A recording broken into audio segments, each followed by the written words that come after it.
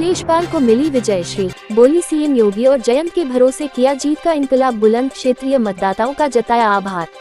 मीरापुर उपचुनाव में रालोद प्रत्याशी मिथिलेश पाल ने जीत हासिल की है। शुरुआत से ही जहां रालोद ने बढ़त बनाए रखी तो वहीं मुस्लिम बाहुल्य क्षेत्रों में सपा का प्रदर्शन बेहतर दिखा। मिथिलेश राजनीति की पुरानी खिलाड़ी है, जाने कैसा है उनका राजनीतिक सफर।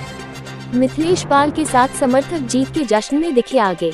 मीरापुर उपचुनाव में रालोद की मिथिलेश पाल ने 30,000 मतों से सपा प्रत्याशी सुंबुल राणा को हराकर जीत हासिल की है। 2009 के बाद जीत से दूर हुई पूर्व विधायक मिथिलेश पाल की वापसी रालोद के वजूद का भी इम्तिहान थी। उनकी जीत के साथ ही भाजपा के साथ नए गठबंधन में हुए चुनाव से 2027 के समीकरण बनेंगे।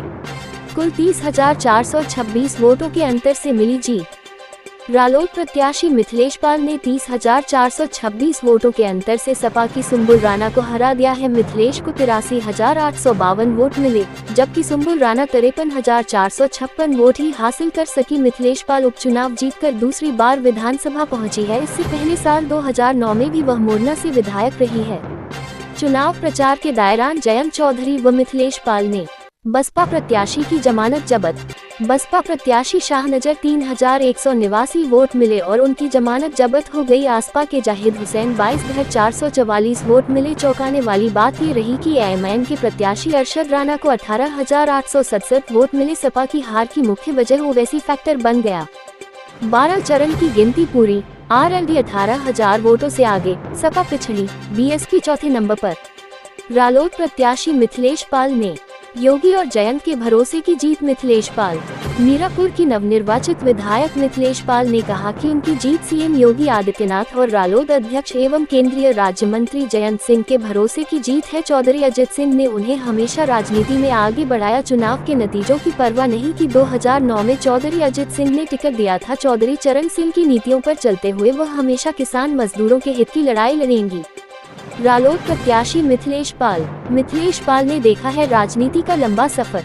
उपचुनाव में भाजपा के कोटे से रालोद का टिकट हासिल करने वाली मिथिलेश पाल ने लंबा सियासी दौर देखा है। बसपा के टिकट पर 1995 में जिला पंचायत सदस्य चुनी गई थी। 2019 में मोरना विधानसभा के उपचुनाव में जीतकर विधानसभा पहुंची। इसके बाद 3 विधानसभा चुनाव लड़े, लेकिन दोबारा जीत नहीं मिली। वह भाजपा में शामिल हो गई थी। रालोद प्रत्याशी मिथिलेश पाल समीकरण बदले तो मिला मायका, बोली पार्टी की शुक्रगुजार हूँ। समीकरण बदले तो एक बार फिर उन्हें मीरापुर से उपचुनाव लड़ने का मौका मिला। देखने वाली बात ये होगी कि 15 साल बाद विधानसभा में उनकी वापसी होगी या नहीं। भाजपा के साथ नए गठबंधन में मीरापुर सीट रालोद के हिस्से में आई। 2027 की तैयारी में जुटे रालोद के लिए उपचुनाव असल में वजूद का इम्तिहान है। मीरापुर में जीत मिली तो पश्चिम यूपी में सीटों के बंटवारे में रालोद की दावेदारी बढ़ेगी। यही वजह है कि रालोद ने पूरी ताकत के साथ चुनाव लड़ाया है। यहाँ तक कि खुद जयंत चौधरी ने क्षेत्र में पहुंचकर रैलियां की तो वहीं रोड शो भी किया। रालोद की मिथिलेश पाल के सिर सजा जीत का ताज।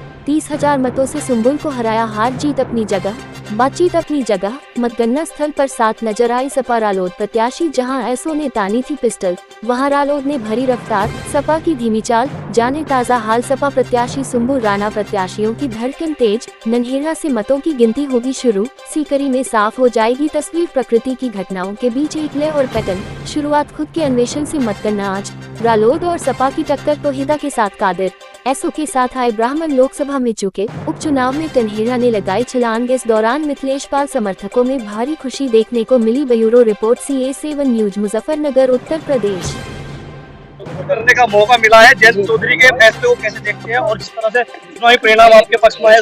देखिए, मैं आपके चैनल के माध्यम से जयंत चौधरी जी को, तमाम कार्यकर्ताओं को और दोनों पार्टी के राष्ट्रीय लीडरों को मैं धन्यवाद देना चाहूँगी कि उनका फैसला बहुत अच्छा रहा, डिसीजन बहुत अच्छा रहा। एक आम कार्यकर्ता का, वो भी महिला को चुनाव लड़वाया है, सभी मिलजुल कर लड़वाया है और उसका परिणाम आप देख ही रहे हैं। क्या मुद्दा लगता है जो जनता के बीच आप गई, आप कनेक्ट कर पाई ताकि जनता ने आपको मौका? देखिए, मैं पहले भी जनता के बीच में रही हूँ, तो जनता को विश्वास था कि आने वाले समय भी मैं हमारे बीच में रहेंगी और हमारे बीच में रहकर हमारा मान सम्मान भी करेंगे और हमारे कार्यकर्ता। क्या रूपरेखा रहेगी मीरापुर के लिए? क्या विकास कार्य देखने को मिलेंगे? जब आप पहले विधायक बने, जब आप विपक्ष के विधायक के बाद जनता के विधायक बने, तो कहीं ना कहीं लोगों को उम्मीद ज्यादा है। तो कोई बात नहीं, ज्यादा है तो ज्यादा उम्मीदों पे ही काम किया जाएगा। उनकी उम्मीदों पे खरा उतरने का काम करा जाए। विकास का मुद्दा लगातार इस चुनाव में हावी रहा। काफी समस्या मीरापुर की जनता ने भी बताई और स्वास्थ्य विभाग को लेकर भी देखिए, जनता का कुछ समस्याएं तो हल भी हो चुकी है। जैसे किसानों का एक बड़ा मुद्दा था कि मिल का विस्तारीकरण वो हो चुका है, और बेड़ा सादात से और DIT तक अब काम चल रहा है उसमें, और एक यहाँ से अलीपुर की की रोड कंढेड़े तक चल रही है। तो कुछ मुद्दे सोल्व हुए हैं, कुछ आगे होंगे और होते रहेंगे। आपके स्वभाव को लेकर भी लगातार बात हो रही है, कहीं ना कहीं जनता वो भी जनता की देनी है। क्या परिवर्तन आएगा विधायक बनने के बाद? बिल्कुल नहीं आएगा, जैसे पहले थी ऐसी नहीं आती। नीचे बड़े अंतर से आज बड़े अंतर से जीत मिथिलेश की जीत दर्ज की है। मैं उनको बधाई देता हूं, और ये हमें इसका पूरा श्रेय जो है उत्तर प्रदेश के यशस्वी मुख्यमंत्री आदरणीय योगी आदित्यनाथ जी की जो स्ट्रेटेजी रही चुनाव को लेकर, आदरणीय चौधरी जैन जी की जो स्ट्रेटेजी रही, उनकी स्ट्रेटेजी को बड़ा श्रेय जाता है। दूसरा श्रेय जाता है मीरापुर क्षेत्र की सम्मानित जनता को, सम्मानित मतदाताओं को, जिन्होंने एक बहुमत के साथ में एक बड़ा फैसला मिथिलेश पाल जी के पक्ष में किया है। हम उनका आभार व्यक्त करते हैं, सभी समाज के लोग आभार व्यक्त करते हैं। और भारतीय जनता पार्टी के जो कैडर है, भारतीय जनता पार्टी के जो संगठन है, राष्ट्रीय लोकदल का जो संगठन है, जिन्होंने जमीन पे उतरकर राष्ट्रीय लोकदल की नीतियों को और भारतीय जनता पार्टी की नीतियों को जमीन पर उतारने का काम किया है, और जमीन पे जाकर सभी बातें लोगों के बीच में रखने का काम किया है, उसी का परिणाम है कि आज मिथिलेश जी लगभग 30,000 के अंतर से जीत दर्ज कर रही है। ठीक है, भरपूर आशीर्वाद है भारतीय जनता पार्टी राष्ट्रीय लोकदल गठबंधन की प्रत्याशी मिथिलेश पाल जी को देने का काम जनता ने किया है। मैं जनता का धन्यवाद करता हूँ। ये आदरणीय मुख्यमंत्री योगी आदित्यनाथ जी जीत है, जयंत चौधरी जीत है, भारतीय जनता पार्टी और गठबंधन की जीत है। पूरा आशीर्वाद मिथिलेश जी को दिया है। मैं जनता का धन्यवाद। पूरे चुनाव में खूब दबा के आरोप भी लगे हैं कि पुलिस ने, कोई अर्थ नहीं है इनके पास, रोने के चीखने के कोई काम नहीं होता। पूरा ईमानदारी चुनाव हुआ है। पुलिस कर्मियों ने जो गुंडागर्दी कर रहे थे उनका दमन करने का काम किया है, उनको धमकाने का काम किया है। मैं पुलिस कर्मियों का धन्यवाद करता हूँ। बिल्कुल, मैं सभी कार्यकर्ताओं का और अपने राष्ट्रीय नेतृत्व का, आदरणीय चौधरी जैन सिंह जी, आदरणीय मुख्यमंत्री जी का, आदरणीय प्रधानमंत्री जी का धन्यवाद करता हूं। और जनता ने जो यहाँ नीति आदरणीय मुख्यमंत्री जी ने अपनाई, जो कार्य यहाँ आदरणीय चौधरी जैन सिंह जी ने किए। आदरणीय चौधरी जैन सिंह जी एक ऐसे नेता हैं, यदि पश्चिमी उत्तर प्रदेश में, देश में, प्रदेश में कहीं किसी व्यक्ति को, किसान मजदूर को कोई भी उसको चोट लगती है या कोई घटना घटती है, उस घटना का एहसास होता है, उस चोट का दर्द आदरणीय चौधरी जैन सिंह जी अनुभव करते हैं।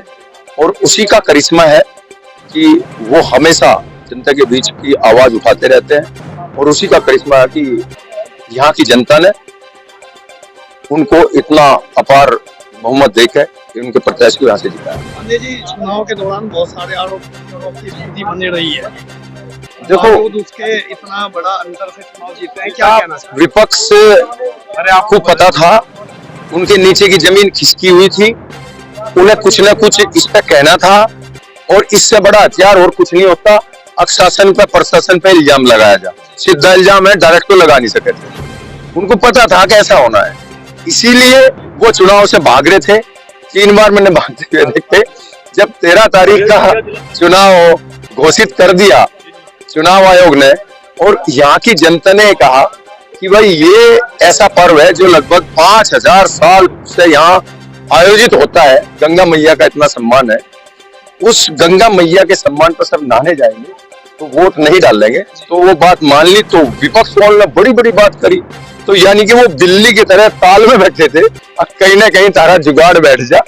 फिर उनकी कोई रैली बेली थी, वो कैंसिल हुई, फिर रोड शो है वो कैंसिल हुआ। अब उन्हें कुछ ना कुछ तो कहना था, अब उन्हें कुछ ना कुछ प्रशासन पर, शासन पर लगाना था, वो इल्जाम है लगाया उन्होंने, उससे कुछ नहीं होता, सब जनता जानती है।